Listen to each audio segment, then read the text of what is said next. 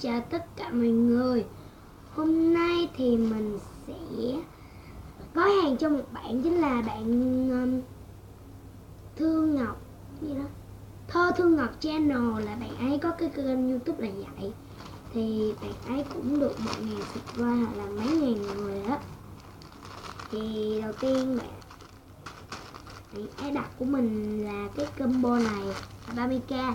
Mình đang có chương trình sale sushi nên là các bạn nào muốn mua hàng cước liên hệ cho mình.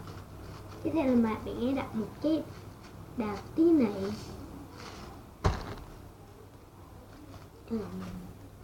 và một em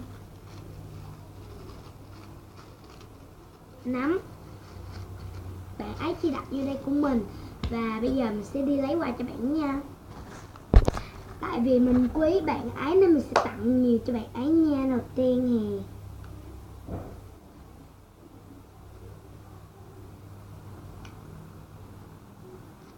mình tặng cho bạn ấy 2 món thôi, đối với mình là nhiều.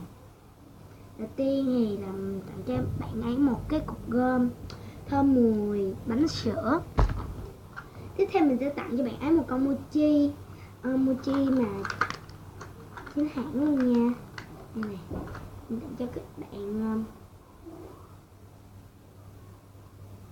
cái này còn gọi là con heo hay là con chuột gì đó nha. Mình là không có nhiều tại vì sale ấy nha. Và đây là đơn hàng của bạn, chút nữa mình sẽ đi gói hàng cho bạn luôn nha. Tiếp theo bây giờ mình sẽ sale sushi và mình sẽ sale nhanh thôi. Đầu tiên là cái bánh như thế này, bánh icon. Em này trước mình bán 25.000, bây giờ mình giảm còn 20.000.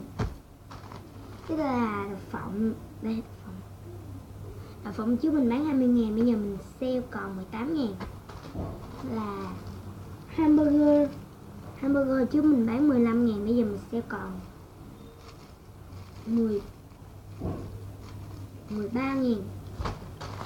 Tiếp theo là bánh ba muối, mình có rất là nhiều nha. Đây, bánh ba muối thì chúng mình bán 15.000, bây giờ mình còn 13.000 thôi. Và tiếp theo là em kem chibi đó mình bán 20.000, bây giờ mình còn 15.000 thôi, hàng new hết nha.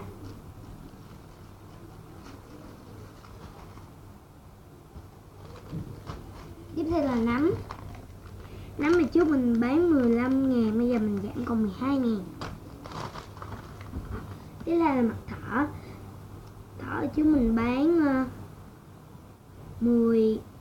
20.000, thì tấm bị rách ở đây thì mình giảm 15.000. Rồi bây giờ mình giảm còn 12.000 thôi, rất là rẻ.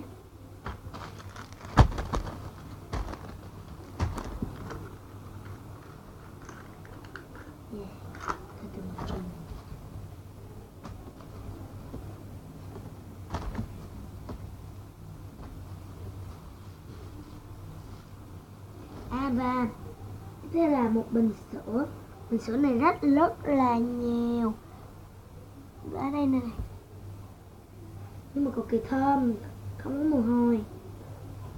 Em này trước mình mua tới 50.000 lận, thì bây giờ mình sẽ bán với giá là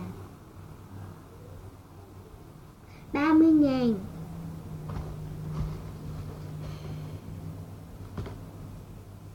Tiếp theo chính là trứng lười Gudetama, thì mình không có đội giá được nha. Tiếp theo chính là đậu Hà Lan, đậu ba màu. Cái này là rất ở đây này, ở đằng sau ở đây này có một đường thôi. Và em này tự giá gốc 45k chuyển thành còn 35k, rất là rẻ.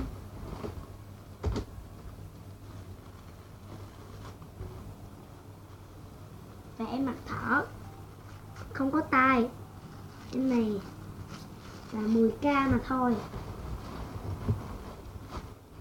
Đây cái tai của em thỏ đây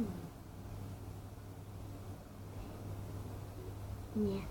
Và nếu mà các bạn mua hết đóng số sushi này sẽ được free ship. Bây giờ mình sẽ tính tiền nhá.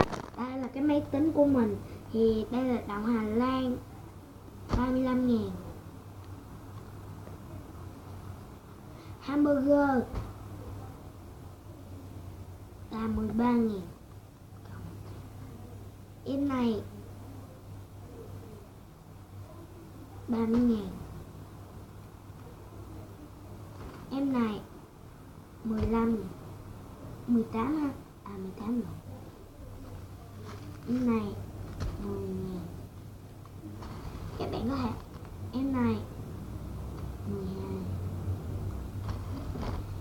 15,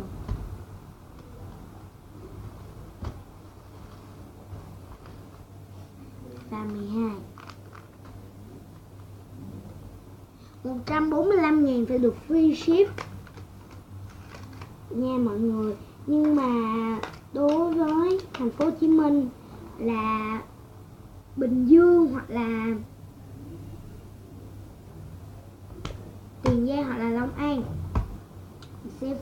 mình mới được free ship. Còn nếu mà các tỉnh khác thì mình sẽ tính nửa giá ship như là 15.000. Rồi nếu mà đây, mình sẽ tính 145 cộng 15 bằng 160.000. Rồi. Và các bạn nhớ ủng hộ mình nha, mình xả hàng luôn ý. Nha, chỉ còn cái rổ này thôi. Và đây là tổng đơn hàng của bạn Thư Thư Ngọc Channel. Và có 2 món quà mình tặng bạn nha. Rồi, cảm ơn các bạn đã xem video. Đừng quên like, share và subscribe video này. Nếu các bạn thấy hay thì cho mình like nha. Và đây các bạn có thấy cái kệ của mình không? Hàng con. Và cảm ơn các bạn nha. Thì chút nữa mình sẽ gói vào một cái bịch đi và đem lên bưu điện và sẽ gửi hàng cho bạn đó nha. Code của bạn đó là 90.000. Bye.